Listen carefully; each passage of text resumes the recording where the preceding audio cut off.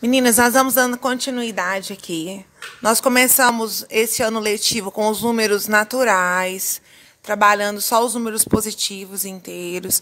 Depois nós viemos com os números inteiros, que eram os números positivos e os números negativos.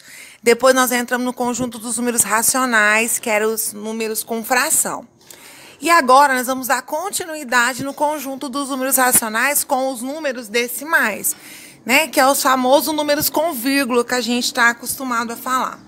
Então, eu vou dar um exemplo aqui. Eu tenho o número 2/25, é uma fração.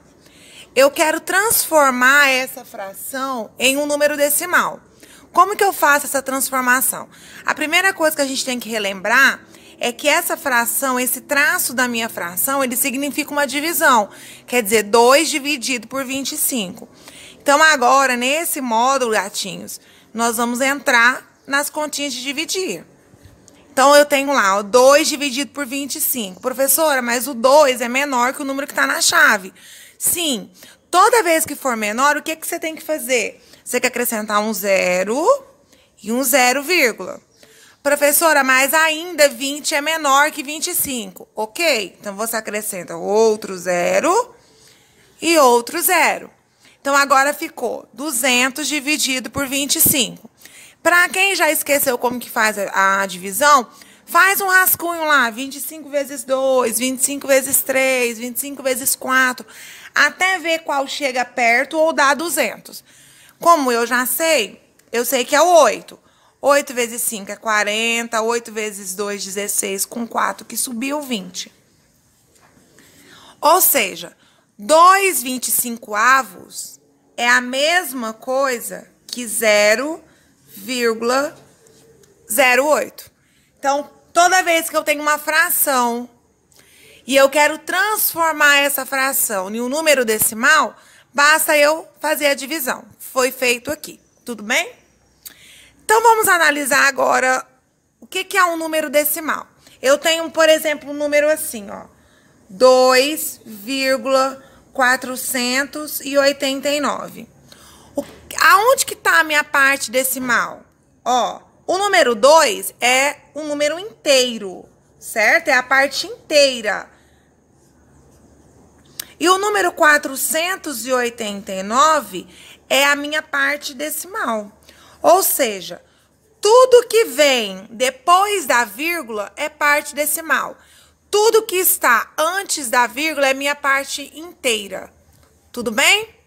Então, vamos lá. Vamos dar continuidade aqui agora.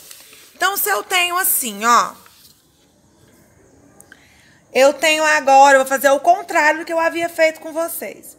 Eu tenho o número 5,46. Vocês estudaram isso aqui o ano passado, mas caso tenham esquecido, vamos relembrar. Eu quero transformar este número aqui em um número fracionário. Eu quero fazer o contrário agora. Antes eu dei a fração, eu queria em decimal. Agora eu estou dando em decimal, eu quero a fração. O que a gente faz? A gente copia um número sem a vírgula.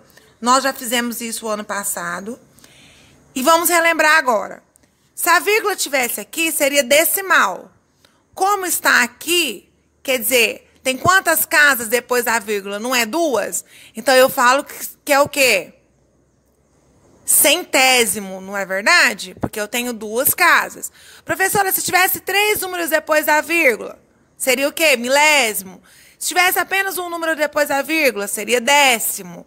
Então, a gente volta agora lá naquele conteúdo que a gente aprende anterior, que é décimos, centésimos e milésimos, tudo bem?